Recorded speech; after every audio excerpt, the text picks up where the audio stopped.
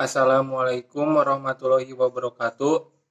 Perkenalkan, nama saya Ahmad Kurniawan, NPM 192191214 dari kelas Pendidikan Jasmani 2F. Pada kesempatan kali ini, saya akan menjelaskan 5 submateri. Yang pertama yaitu pengertian kurikulum. Yang kedua, pengertian pembelajaran.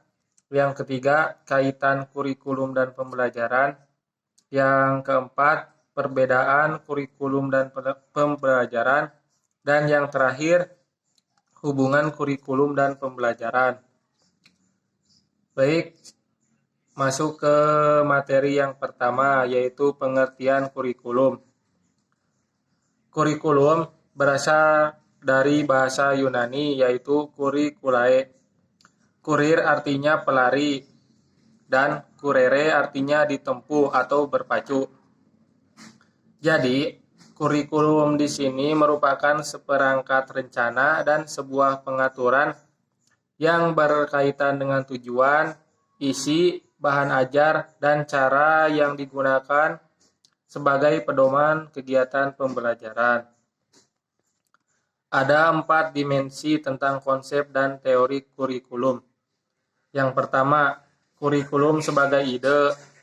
Yang kedua, kurikulum sebagai suatu rencana tertulis.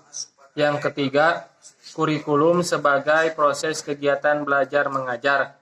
Dan yang terakhir, kurikulum sebagai hasil belajar.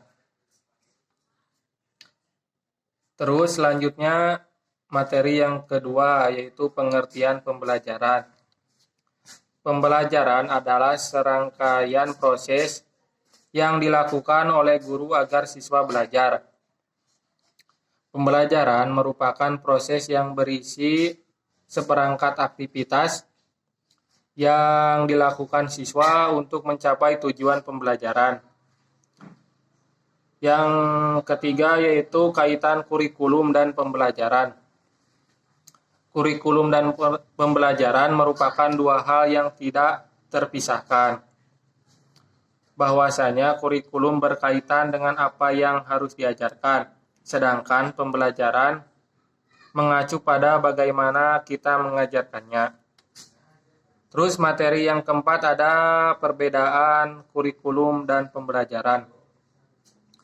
Kurikulum lebih menekankan pada apa yang diajarkan, sementara pembelajaran lebih menekankan pada bagaimana mengajarkannya.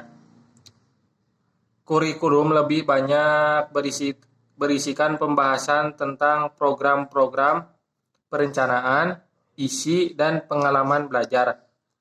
Sementara itu, pembelajaran lebih banyak berisikan pembahasan tentang interaksi pembelajaran, termasuk metode, gaya mengajar, strategi, dan penampilan mengajar. Selanjutnya masuk ke materi yang terakhir, yaitu hubungan kurikulum dan pembelajaran.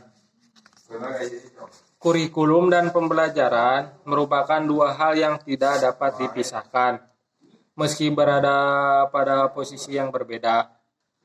Saylor berpendapat bahwa kurikulum dan pembelajaran itu bagaikan Romeo dan Juliet, artinya bahwa pembelajaran tanpa kurikulum akan tidak efektif, ataupun sebaliknya kurikulum tanpa pembelajaran akan hampa atau bahkan tidak berguna.